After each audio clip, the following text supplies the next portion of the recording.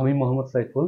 আমি BGM university থেকে BBA complete করছি 2017 সালে। পারিবারিক কারণে আমি দুবাই চলে যাই 2022 সালে। আমার ইচ্ছা ছিল বাইরে ইউরোপে কোথাও এমবিএ করার। সেটার জন্য ভাইয়ার সাথে কথা বলি, ফ্যামিলির সাথে। ফ্রেন্ডের মাধ্যমে আমি সানরাইজ কনসালটেন্সির নলেজ পাই। তো আমি ভাইয়াকে বলি, ভাইয়া আপনি যান, ওনাদের খবর নেন, ওনারা কেমন কাজ করে। আর আমি অনলাইনেও তাদের কিছু অ্যাক্টিভিটিস দেখে আমার নিজেরও ভালো লাগে। এরপরে আমার ফাইল ওপেনিং করা মার্চ মাসে 2024 সালে। এরপরে জার্নি শুরু। আমি তো আপনার বাইরে ছিলাম, আসি এপ্রিলে দুবাই থেকে বাংলাদেশে এসে প্রথম ওনাদের সাথে কথা বলে খুব ভালো লাগছে।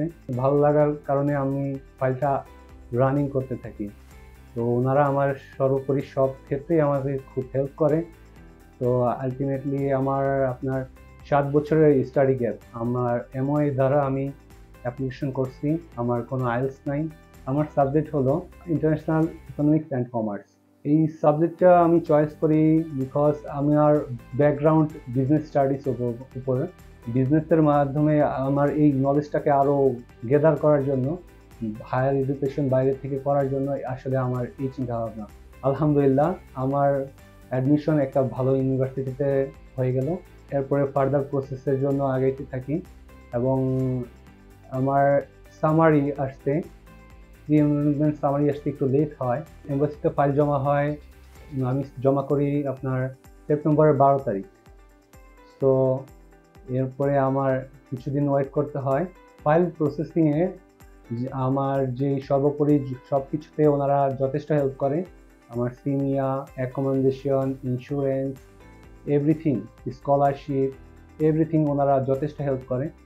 সো আমি যথেষ্ট থ্যাঙ্কফুল তাদের ওপর। এম্বাসির সব রিকোয়ারমেন্ট কমপ্লিট করে আমি সেপ্টেম্বরের 12 তারিখ জমা দিই। মেসেজ আসে নভেম্বরের 17 তারিখ। এম্বাসিতে যেয়ে যখন পাসপোর্টটা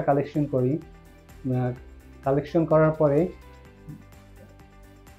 আমার ভিসাটা আমি পাই।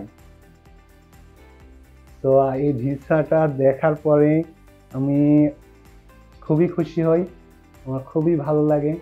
কজ আমার স্বপ্ন ছিল, আমার স্বপ্ন বাস্তবায়ন হয়েছে। আমার ইচ্ছা ছিল, আমার সবটুকু ভালো লাগে আসলে। তো এই এজেন্সির প্রতি আমি মন থেকে থ্যাঙ্কফুল আসলে। আমার খুব ভালো লাগছে কিরণ স্যার, কাউসার ভাই, মো আপু, ওনারা আমাকে যথেষ্ট হেল্প করছে সর্বোপরি সব দিক থেকে।